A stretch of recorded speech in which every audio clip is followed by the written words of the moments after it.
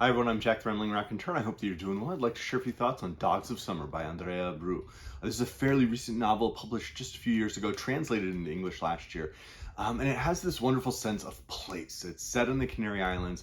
Abreu herself grew up in Tenerife. And so there is this sense of home that permeates many of the pages. The sights, the sounds. What are the neighborhoods like? What do people eat there? The smell of the cooking, of the canal, all of these different ideas coming together to really flesh out the setting of the book. But there's also a real clear sense of identity. It focuses on two girls who are roughly 10, maybe 12 years old. We have a first person narrator, and then we have her best friend Isora, who lives in the same neighborhood. And they do many things together, and there's this clear contrast between them, between the lives they each lead. Isora has to work in the mini market with her family. Our narrator sometimes has to go to a place where her mother is cleaning a vacation home or a vacation, a hotel there on the island. So there are these contrasts. Isora seems to be physically more mature. The narrator is physically less mature. Isora is willing to push boundaries. The narrator is following along as Isora leads, but she's always reckoning with her own sense of self-doubt, her own sense of sort of discovering who she is, what she desires in life.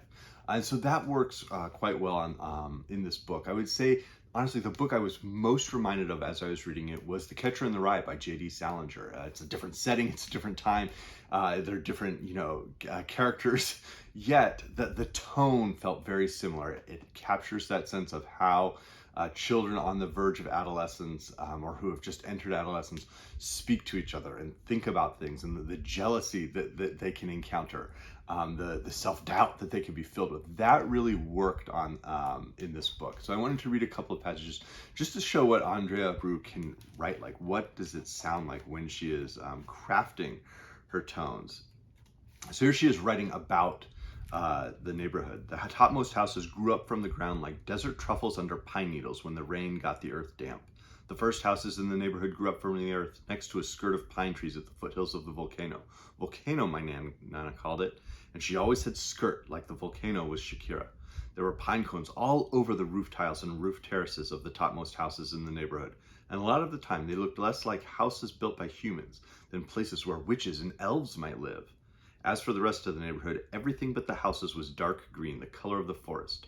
On clear days you could see the volcano. It almost never happened, but everyone knew that behind the clouds lived a giant who was 3,718 meters tall and could set fire to all of us if he wanted. My house was a mountain of houses built on top of my great-grandma Edita's house, the only one with a permit, the only one that had a number on it.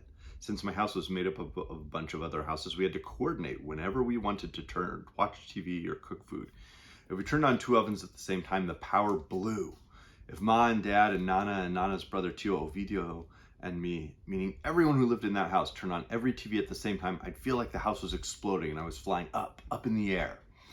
And so there is this, this juxtaposition within that passage where we have the way that our narrator is thinking about, the television's going to explode, everything's going to explode if we turn everything on.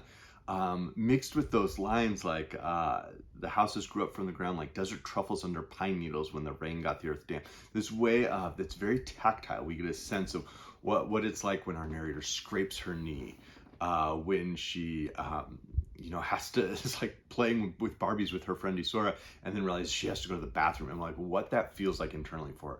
So there's this real sense of childlike narration going on. In another passage, she says, Isora always made me pray when we finished grinding, and I went pss, pss, pss, pss, pss, with my sweatshorts streaked in colors, like a rainbow between my thighs, like a rainbow that rose above the ocean, all the way down there, where the clouds mixed with the sea and everything was gray. And then it was just our minkies left, throbbing like a pair of blackbird hearts buried in the earth, like a forest about to burst into flower in the center of the earth.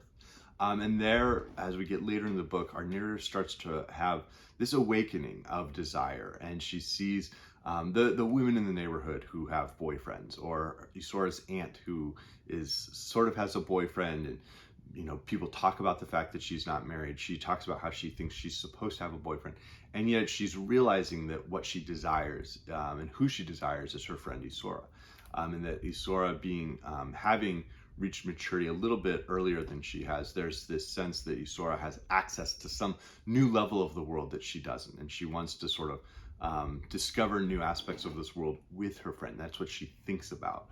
She says at one point, and this is another one of those passages where Abreu creates really great imagery. She notes, her eyelashes brushed my face. They were extra long and spiny like needles. Her tongue was cold, pure ice. Her tongue was like the snow on a dormant volcano. And the way that there's this almost poetic imagery in many of the pages is probably the best feature of Dogs of Summer. I think that it was interesting discovering the Canary Islands and Tenerife. It was interesting to have this perspective of someone who lives there and sees, what the cost is on the island of the people who come to vacation, and having to clean up their mess, or having people show up and demand the neighborhood's contribution for a fiesta. Like, all of those pieces were interesting. What it means to be someone who lives on the island but doesn't go to the beach. That's not something she gets to do all the time to have fun. She and her friend go play in ferns or walk along a canal. That's what that going to the beach would be something very special for her, even though it seems so close. And to see that contrast was interesting. But I thought what really worked for Abreu was when she crafts those sentences that just have beautiful imagery. The tongue that's like snow on a dormant volcano. It's so cold, and that there's this sense of danger and this sense that everything could change in just a moment, like the volcano. But there are also passages where it becomes much more intensive and almost avant-garde stream of consciousness for the narrator.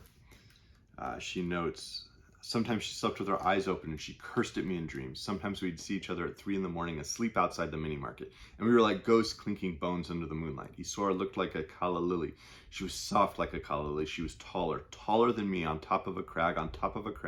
Isora was moist like a tuberose, full shoulders, small ears, a mole on her chin, a hair on the mole on her chin that was really small and raised like a bird perched on the tip of her chin, a dimple in her chin, like a puddle in her collarbones, like thorns, her bones spiked at the ends. I liked Isora's insides, even though I couldn't see them. I thought they must be perfect spheres. I liked the underside of her arms, white and barbed, soft and rough at the same time. Isora had a birthmark on her butt. She said it was a love mark from her ma.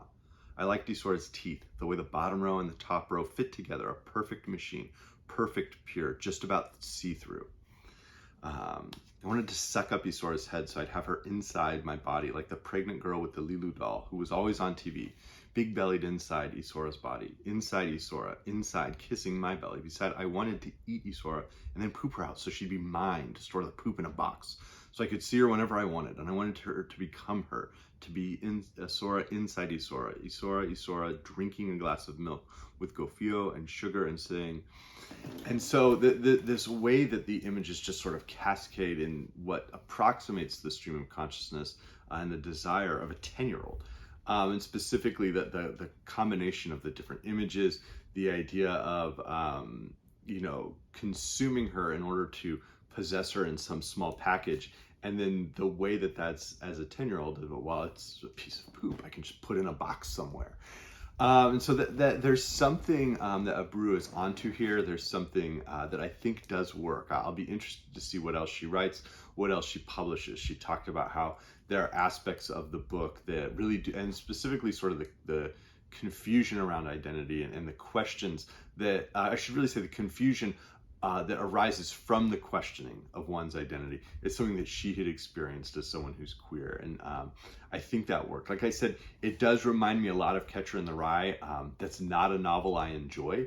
I think I enjoyed this more than Catcher in the Rye. It still does have aspects of the same tone that aren't just something I would necessarily pick up and reread, but I'll be very curious to see what Abreu continues to produce in terms of her stories, in terms of her works. Because of those sentences, the tongue that's like snow on a dormant volcano.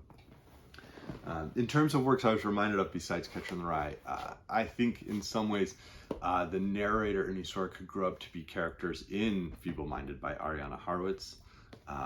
They could equally grow up specifically in sort of their, on the life that and the neighborhood they exist in Tenerife reminded me a little bit of the way Calixta Biala describes her character's experience as a young woman in Cameroon in The Sun Had Looked Upon Me. And then another work I was reminded of that I read this year would be Black Moses by Elaine Mabanku, where the characters are sort of younger, they're sort of childlike characters who are finding a path in this town there in the Republic of the Congo. So let me know if anyone else has read this one. I'm curious to know what they think about it, and I hope everyone's doing well. Thanks.